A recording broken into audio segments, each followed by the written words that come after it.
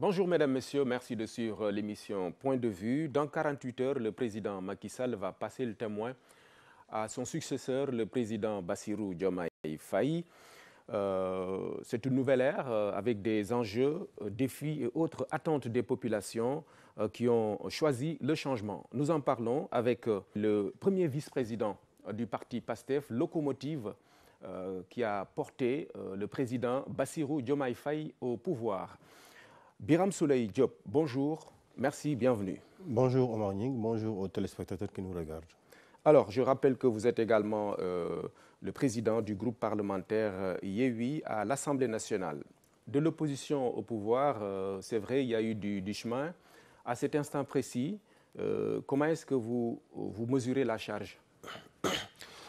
D'abord, rappeler effectivement, comme vous le dites, que du chemin a été parcouru en 10 ans. Tout est parti de 2014 à la création du parti. En 2015, nous avons essayé d'étendre le parti, de l'essaimer un peu, de le faire naître dans tous les départements. En 2016, on a vu, l'État était déjà sur nous parce qu'en août 2016, il y a eu la révocation du président Ousmane Sonko de l'administration publique. En 2017, nous sommes partis aux élections législatives avec l'entrée de Ousmane Sonko au Parlement pour la qualité du travail qu'il a eu déroulé, bien qu'étant seul. 2018, ce que nous avons constaté, c'est une date importante parce que c'est l'assassinat de Mariama Sagna, pour lequel jusqu'à présent d'ailleurs on ne connaît ni les responsables, personne n'est identifié pour ça. 2019, c'est notre première participation à une élection présidentielle. Nous arrivons troisième et le président Ousmane Sonko, en toute responsabilité, avait refusé parce que nous avions été interpellés pour contester les résultats. Il avait refusé de le faire en disant on ne mettra aucun jeune dans la rue pour cela. Et il avait instruit le parti de reprendre le travail et de se positionner pour la prochaine élection présidentielle qui devait arriver, c'était pour 2024. En 2020, c'est le premier anniversaire public du parti qui est organisé ici à Sacré-Cœur. Nous avions parlé du lancement prochain que nous devions faire pour une levée de fonds. Ça avait commencé à stresser un peu l'État. Nous, en 2021, on lance notre première levée de fonds en janvier.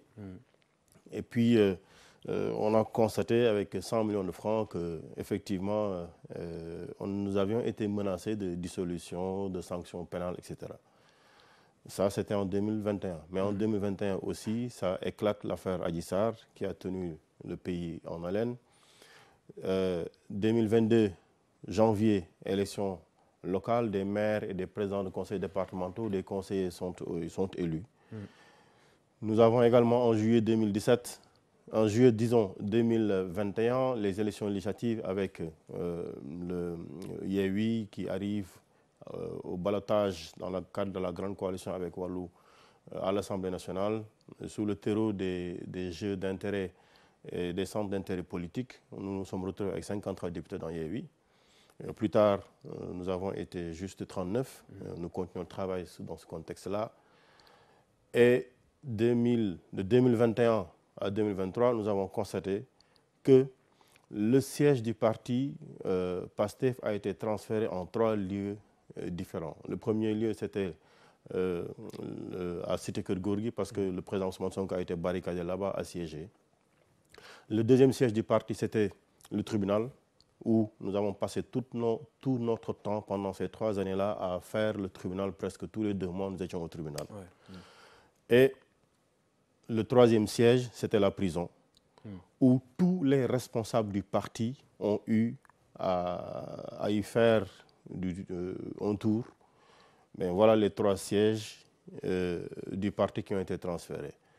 Et enfin, il y a l'épilogue en 2024, cette élection présidentielle pour laquelle tout le monde savait que le pouvoir en place ne voulait pas que Ousmane Sonko soit candidat.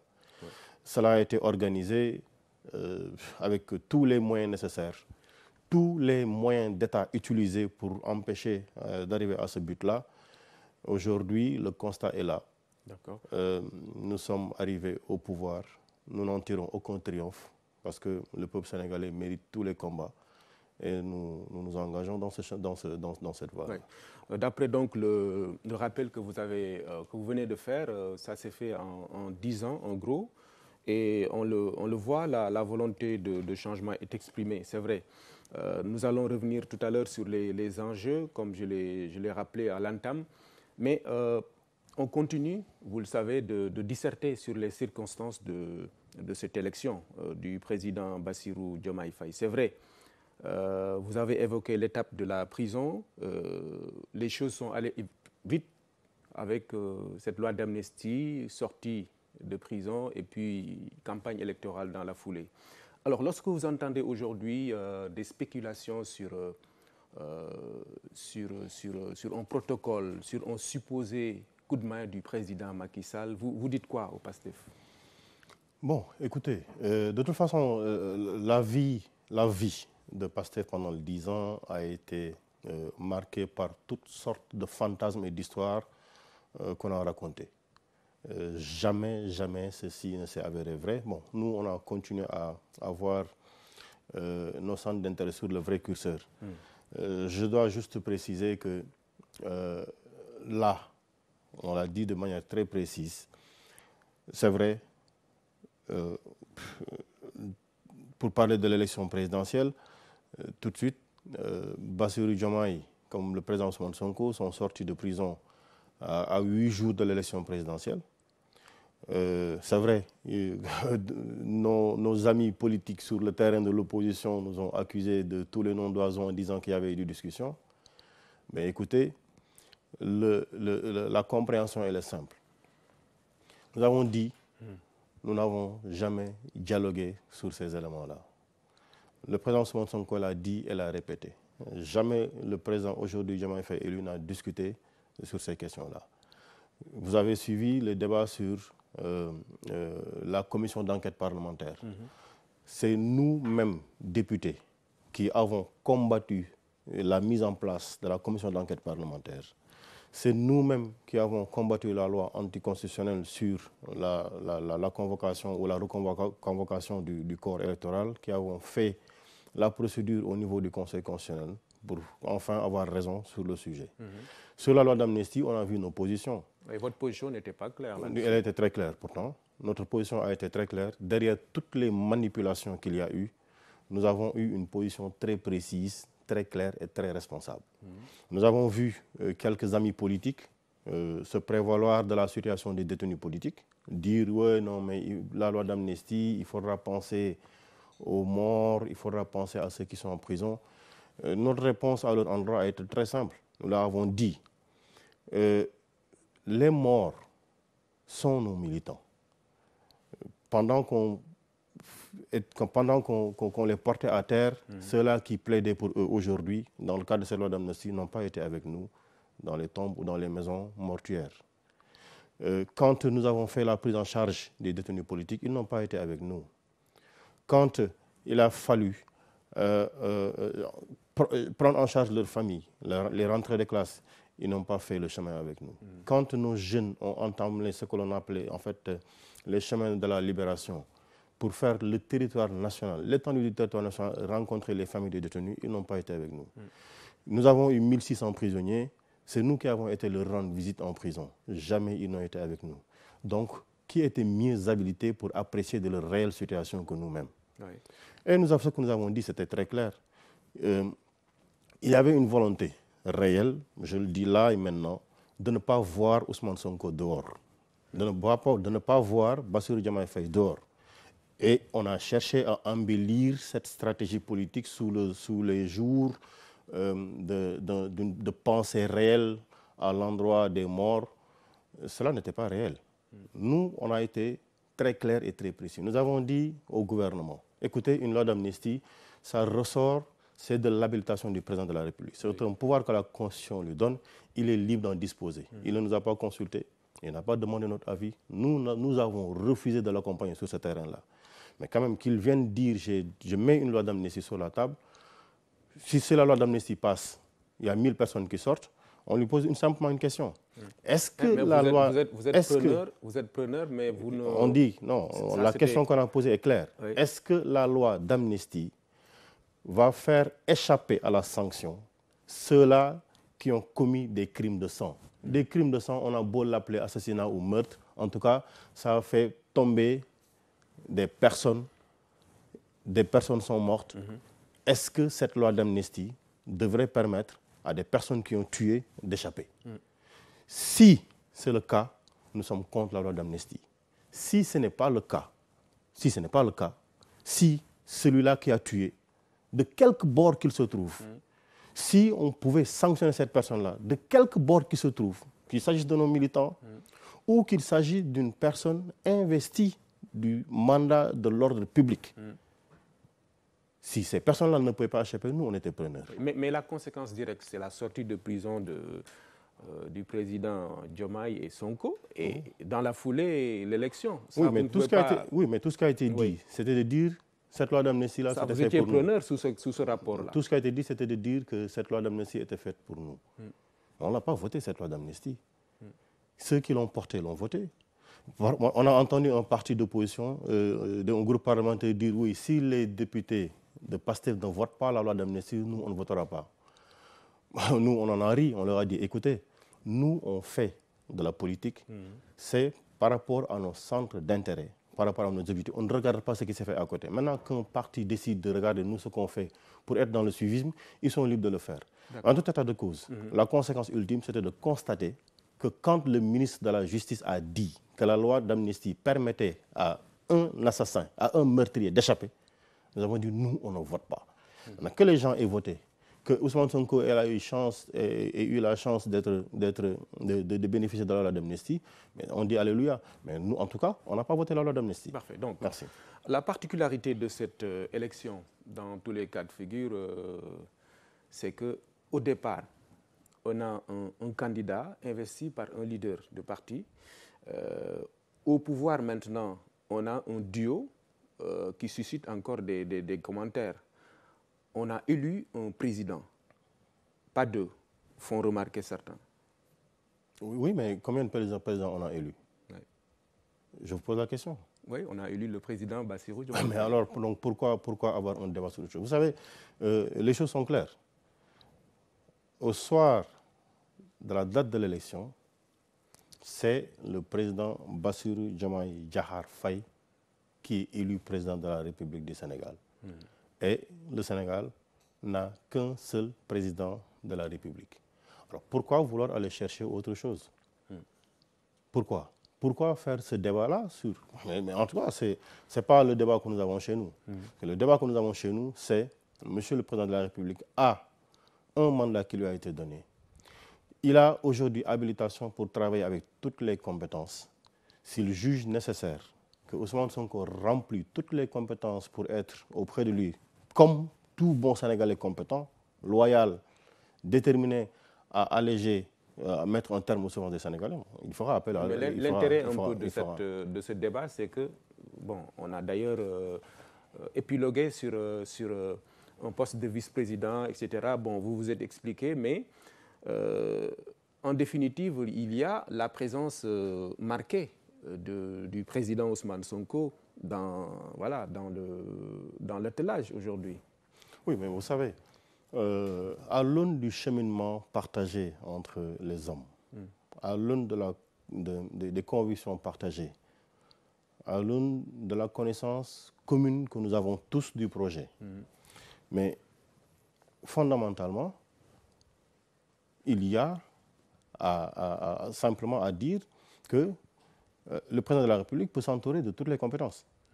Alors, si Ousmane Sonko remplit toutes les compétences pour être à côté du président de la République, s'il juge nécessaire de continuer de lui faire confiance dans ce travail-là, il lui fera confiance. Mais il n'y a pas de dualité. Mais pas en qualité de chef, parce que c'est l'impression que certains...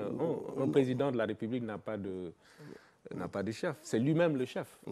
Alors, c'est vous qui dites que le président n'a pas un chef? Non, c'est l'impression. Moi, je vous pose la question. C'est l'impression que certains ont, en tout cas, de sa posture. Qui, par exemple? Qui? Le débat est agité. Bon, mais écoutez, sur la place publique, tous les débats sont agités. Le débat de la moustache du président est agité, le débat de sa cravate est agité, le débat de la barbe d'Ousmane Sonko est agité, le débat de la polygamie de Biram Souley ou de quelqu'un d'autre est agité. Mais écoutez, on s'embarrasse de questions qui n'ont pas prise sur la réalité de l'État. La réalité de l'État, c'est quoi? C'est M. Bassirou Diomaye Faye qui est élu président de la République du Sénégal. D'ici mardi, il choisira probablement son Premier ministre. Il le choisira librement. Et pourquoi se presser? On verra dans 72 heures. Mardi, c'est dans 72 heures. On verra ce qui va se passer. Oui. Hein, n'est-ce pas? Maintenant, je répète encore, il n'y a ni dualité, il n'y a ni duel, il n'y a ni compétition, il n'y a ni contradiction dans ce schéma-ci. Celui qui a le pouvoir, c'est le président de la République. Ousmane Sonko a joué un rôle extrêmement important.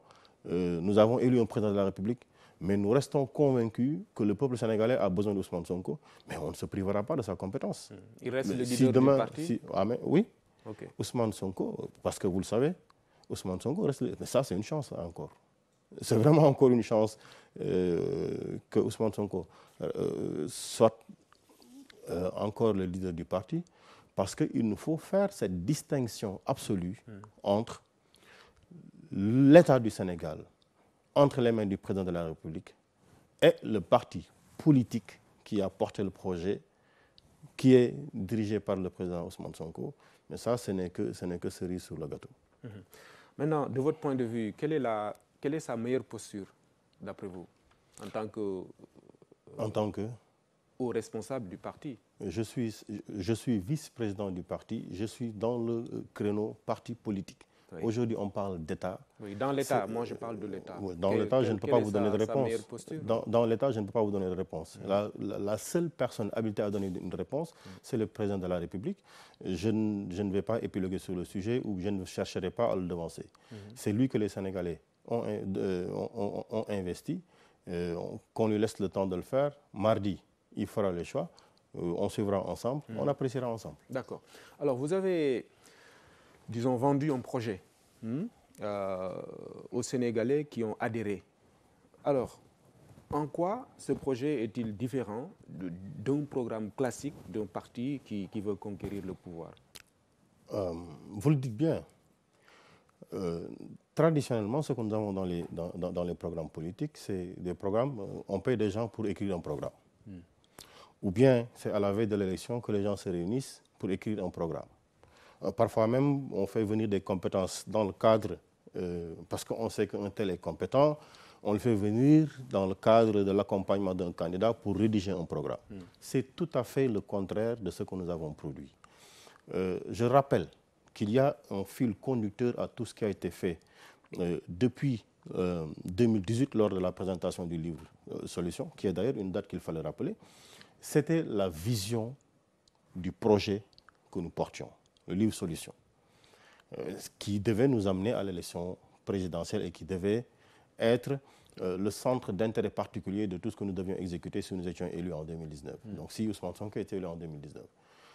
Alors, je vous ai dit tout à l'heure, depuis la sortie de l'élection présidentielle de 2019, le président Sonko a engagé le parti dans la continuité du travail, dans la sécrétion du programme, dans l'amélioration du programme que nous avions en 2019. Et je vous dis, depuis lors, 1400 cadres ont continué à travailler dans ce projet-là à travers des commissariats scientifiques. 35 commissariats scientifiques pour produire le programme. Depuis 2019, ils y ont travaillé. Mais je vais vous dire une chose. Vous savez, tout ceci a été fait. Il a été challengé par des experts neutres. Ce programme, challengé par des experts neutres sur la durée, corrigé, amendé.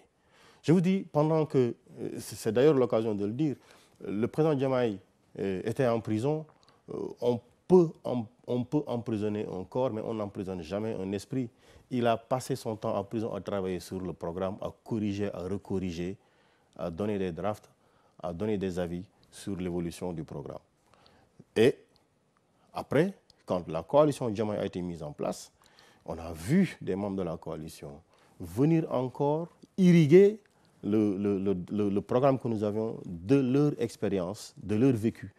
Et donc, le programme a évolué depuis 2019 pour aboutir à ce que nous avons produit auprès des Sénégalais. Fondamentalement, faites le constat, combien ont travaillé comme ceci, combien ont travaillé avec cette méthode, combien ont vu leur programme challenger, sans prétention aucune et en toute modestie, je pense que nous avons été les seuls à l'avoir. Et donc, pourtant, on a parlé à un moment donné de tâtonnement sur la question de la monnaie, la vice-présidence, etc. Vous avez été critiqué sur ça? Oui, non mais attendez, je vous ai dit, c'est dans la suite logique du livre Vision et du programme que nous avions en 2019. Oui. Il n'y a jamais eu de tâtonnement sur le sujet. Vous savez, en fait, la volonté du pouvoir politique, c'était, à un moment, il était interdit à Bassirou Diomaye Faye, en prison, d'avoir des communications politiques. Quand vous êtes en prison, vous êtes coupé de votre famille, vous êtes coupé de vos relations, vous êtes coupé de vos avocats, vous êtes coupé de tout le monde. Il est candidat à l'élection présidentielle. Sa candidature a été acceptée, le Conseil constitutionnel l'a mis sur la liste des candidats, mais on lui dit, vous n'avez pas accès au téléphone si vous parlez de politique. Comment, dans un pays démocratique, un candidat à l'élection présidentielle qui porte un projet politique à soumettre à son peuple, qui est en prison, on lui refuse la liberté, on le garde en prison et on lui dit, vous avez des restrictions sur vos communications, il vous est interdit de parler politique au téléphone. La réponse a été claire. Voilà un homme déterminé. Il lui dit, écoutez, de toute façon, si vous me donnez le téléphone, je parlerai de politique. Okay. Donc, il a été barricadé. Donc, ça veut dire quoi? Sur les dernières lignes, je dis le programme, il l'a corrigé en prison avec le président Ousmane Sonko. Sur cette dernière ligne-là, effectivement, il y a eu un problème de suivi là-dessus. Mais sur la question de la monnaie, on s'est très bien compris. Ce que nous avons dit en 2019 dans le livre Solutions, ce que nous avons pris dans notre programme pour l'évolution, passer par lui et moi d'abord, travailler dans ce cadre, dans ce cadre-là, obtenir cette monnaie éco qui nous affranchisse de ce que nous tous nous connaissons. Parce que, je le disais quelque part, comment vous pouvez accepter que votre voisin vous tienne votre porte-monnaie pour vous dire, après votre salaire, quand vous recevez votre salaire, je vous tiens votre porte-monnaie. Dans aucun pays du monde, on l'accepte. Pourquoi nous, on l'accepte? Ça veut dire que nous sommes immatures. Ouais. Quand on parle d'indépendance, il s'agit de quelle indépendance? Si moi, j'ai mon salaire, mais je ne peux pas en disposer parce que mon voisin est plus intelligent, ou il est plus rationnel, ou il gère mieux, on me dit donc donnez à votre voisin qui habite la maison d'à côté. Est-ce que vous voyez? Oui. Mais ça, c'est le centre du débat. Ah non, le faire dans le cadre de la sous-région est extrêmement important. Et c'est ça le projet que nous avons porté. Ouais. On a dit, nous allons travailler dans ce cadre-ci pour y aller. Et maintenant, dans la durée, si cela ne se réalisait pas, il faut que nous lancions la possibilité de pouvoir nous-mêmes l'assumer. Mais on a les compétences pour le faire. Allez à la Banque mondiale, allez au FMI, allez à la BCEAO, mais des Sénégalais extrêmement compétents. On n'a pas besoin de donner de nom pour ça. Extrêmement compétents savent ce que ça veut dire. Mais écoutez, pourquoi avoir peur d'assumer une souveraineté monétaire? Pourquoi? Voilà le centre d'intérêt. Voilà la question. Ouais. C'est un débat qui va certainement se poursuivre. Mais pour revenir à ce projet, ce programme, sa mise en œuvre va être faite en rapport avec l'existant. Aujourd'hui, les acquis sont là, naturellement. Qu'est-ce qui va changer dans la démarche? Toujours en rapport avec ce qui est là comme acquis et qui peut-être doit être consolidé. Le bilan n'est pas mauvais sur toute la ligne. J'aurais bien aimé que vous me disiez, j'ai lu le programme, parce qu'on l'a rendu public. Sur tel point, je voudrais... Parce que là, c'est une question ouverte. Apparemment, on est en train de me demander de refaire une présentation du programme politique. Oui. Je ne pourrais pas le faire dans le cadre d'une émission qui dure 1 heure de temps. Oui. Ce qu'il y a à dire, c'est simple. Nous ne sommes pas venus pour dire on prend le départ de zéro. Ce n'est pas ce que nous sommes en train de dire. Ce n'est pas ce qui a été dit. Mais ce qui est sûr et certain, c'est que il y a énormément de centres d'intérêt qui appartiennent au peuple, des attentes légitimes du peuple qui, pendant un certain temps, ont été oubliées parce que, regardez, de 2019 à 2024, qu'est-ce que nous avons vu? Qu'est-ce que nous avons vu? On a passé le temps à taper sur les gens, à leur empêcher de s'exprimer, en oubliant les véritables centres d'intérêt du peuple. Le coût de la vie est extrêmement élevé à Dakar. Nous avons énormément de corruption sur le terrain de la fiscalité, mais toujours ce sont les mêmes qui payent les impôts, ce sont les mêmes qui payent, beaucoup échappent à l'impôt. Qu'est-ce qu'on fait sur ce terrain-là? Quand on vient sur la présentation du budget, nous n'avons pas été d'accord avec le budget qui a été présenté par le ministère de la Défense. Aujourd'hui, on se rend compte effectivement que toute la vérité n'a pas été dite. On va laisser le soin au président de la République de faire sa communication sur ces points-là, sur le juge nécessaire, avec son gouvernement. Mais le constat, il est simple. Nous venons avec un programme. Ce programme a un but précis. N'est-ce pas? Oui. Le but, c'est de donner au peuple, de répondre aux attentes légitimes du peuple et en n'oubliant aucun segment de la société sénégalaise. Restaurer la souveraineté dans un pays prospère, mais dans une Afrique de fraternité et de solidarité. Mais en considérant aussi qu'il y a des acquis à consolider. Vous êtes d'accord? Je pense, vous m'avez bien entendu quand je dis nous ne sommes pas venus pour dire nous allons construire du néant. Mais je dis, nous portons un programme que nous assumerons et dans la mise en œuvre de ce programme, sûrement le président de la République aura l'occasion de le dire. Il aura besoin de toutes les compétences de tous bords. Ce sera l'occasion de rappeler au peuple sénégalais que c'est lui le maître absolu de la souveraineté, mais c'est lui l'acteur fondamental du développement.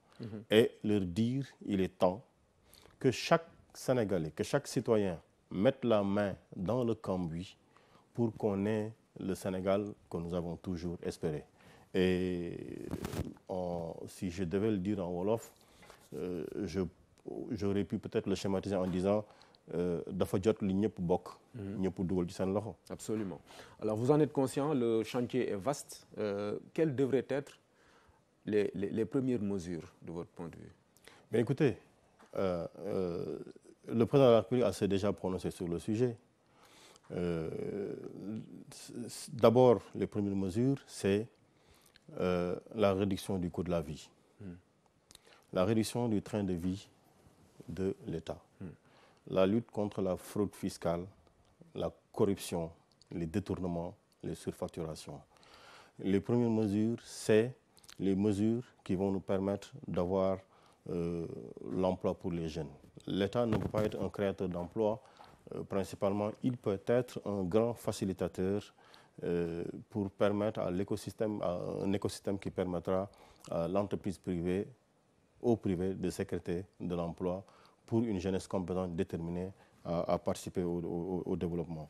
Donc là, c'est les urgences absolues sur lesquelles nous devons travailler. C'est donner un nouveau visage à nos institutions, un visage qui rassure. Le président de la République aura l'occasion, je ne veux pas présumer de ce qu'il dira au peuple le 2, le 3 et des premiers actes qu'il posera. Et je pense que le canevas global, ce sera ces éléments-là. C'est vrai que la jeunesse, il n'y a qu'à regarder un peu l'ampleur, l'engouement qui était derrière l'élection. Si vous regardez aujourd'hui l'énorme espoir qu'il y a, vous avez envie de dire quoi? Vous n'avez pas de frisson par moment? Alors, vous savez, quand on regarde le visage des grandes personnes, plein d'espoir, comme de jeunes enfants, en 8 jours, le président Bassirou Diomaye, accompagné du président Ousmane Sonko, ont fait des milliers et des milliers de kilomètres en 8 jours. Je précise que les autres candidats nous ont devancés sur le terrain de 8 jours. Donc, nous avons fait campagne juste pendant 8 jours. Nous avons été dans des villes où, dans beaucoup de villes, dans beaucoup de contrées où ils sont arrivés, il était 2 heures du matin, 4 heures du matin, 5 heures du matin. Mais tout le monde était là avec des yeux qui brillaient d'espoir. Vous avez vu ce qui s'est passé au stade de Mbour. je donnerai l'exemple peut-être également de Thiès, où des gens ont marché toute la journée de 16 h à 5 h du matin. Et quand le candidat prenait la parole, le ciel était en train de s'éclaircir, il était déjà 7 h du matin. Mais tout le monde était là pour écouter le projet, pour écouter le programme qu'il a amené au peuple. Et il leur disait, vous voulez de l'emploi, vous voulez un État responsable, vous voulez terminer avec la corruption, vous voulez de la compétence, vous voulez des hommes loyaux, élisez-moi. Ils ont entendu. Maintenant, c'est fait. Mais aujourd'hui, on se tourne vers ce que nous avons promis, vers ce qu'il a promis, c'est-à-dire ce Sénégal prospère, avec un plein emploi productif, un travail décent, une réduction de la pauvreté, et dans ce sens-ci, nous ouvrir à l'Afrique.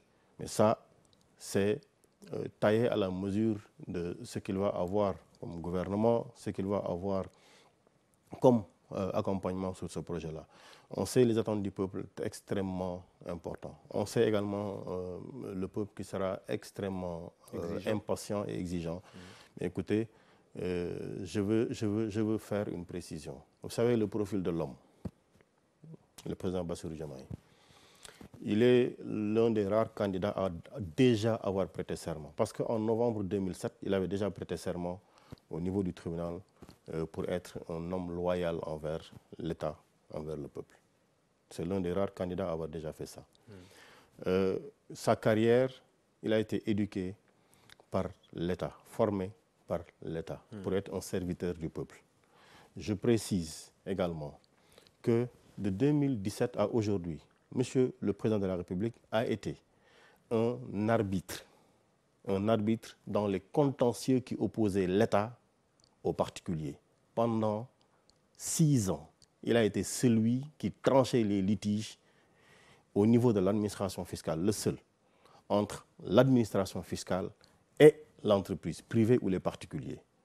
Ça, il l'a fait avec responsabilité. Et il sait, naturellement, que gouverner, c'est arbitrer entre des intérêts divergents, parfois conflictuels, mais il l'assumera avec responsabilité. Il l'assumera avec humilité, il l'assumera avec loyauté, parce qu'à la fin, il n'y a pas de victoire à être élu, mais il y a juste une grande victoire à la fin, à ce que le peuple dise, mais voilà, vous avez réalisé en tout cas la grande majorité de ce que nous attendions de vous, et ça arrivera. Vous êtes en train de donner une réponse à ceux qui doutent de son profil, de son expérience, parce que là aussi, on en parle. J'aime bien rappeler ici la position de l'image renvoyée par Abdourahmane Diouf, Dr Abdourahmane Diouf, membre de la coalition Diomaye Président. L'occasion pour nous encore de remercier et de féliciter tous les membres de la coalition pour avoir été là de la première seconde à la dernière et qui ont aidé à construire cette grande victoire du peuple. Et il disait, lui, oui, à quoi nous sert-il d'avoir des expérimentés s'ils n'ont jamais été capables de nous sortir de la situation dans laquelle nous nous trouvons? Est-ce que nous sommes sortis du sous-développement? Non. Et il disait, oui, on peut être expérimenté parce qu'on aura pu, dans un cadre d'un match de football, un tireur aura pris 3 pénaltys qu'il aura tirés, qu'il aura raté, il est expérimenté. Mais est-ce qu'elle a permis à son équipe de gagner? Non. Mais l'expérience est essentielle dans la gestion des affaires publiques. Oui, mais dites-moi, qui sont les expérimentés? Donnez-moi des noms. Où est-ce qu'ils ont amené le Sénégal? Parce que s'il s'agit du candidat battu, voilà où nous a amené son expérience. Le Sénégal est un pays endetté et il y a joué un rôle extrêmement important. Pendant qu'on avait la possibilité de mobiliser des ressources intérieures, il passait son temps à aller chercher de l'argent à l'étranger. Ça, c'est ça son expérience. Donnez-moi des expériences qui nous ont sortis de la situation où nous nous trouvons. Parce qu'aujourd'hui, quand on est là, les centres d'intérêt fondamentaux, c'est l'emploi, c'est la santé, c'est l'éducation, c'est la sécurité, c'est la souveraineté. Où est-ce que nous en sommes? Dites-le-moi, où est-ce que nous en sommes? Sur les valeurs immatérielles, qu'est-ce que l'État du Sénégal a réalisé? La démocratie, les libertés. Combien ont été en prison pour des opinions? C'est ça l'expérience? Combien sont morts pour avoir dit non? Nous sommes convaincus que l'accusation contre cet homme politique que nous aimons est fausse.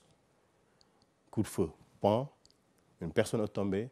Jusqu'à présent, on ne sait pas qui a tiré. Jusqu'à présent, personne. C'est ça l'expérience? Dites-moi, vous savez, le président de la République, Abdoulaye Wade, a été là pendant 12 ans. On lui a voté un budget de 17 000 milliards. Le président Macky Sall a été là pendant 12 ans. On lui a voté un budget de 44 000 milliards. Où est-ce que ça nous a amené? 44 000 milliards après. Où est-ce que nous en sommes? C'est ça l'expérience? Mais le Sénégal, quand même, a fait des pas de géant. Mais écoutez, ça, qui paie commande. Oui. Qui paie commande. Oui. Parce que ce que nous avons réalisé, Macky Sall, avant d'être président, n'a rien réalisé. C'est le peuple sénégalais qui a donné, parce que c'est le peuple sénégalais qui est le premier contributeur. Il donne ses impôts.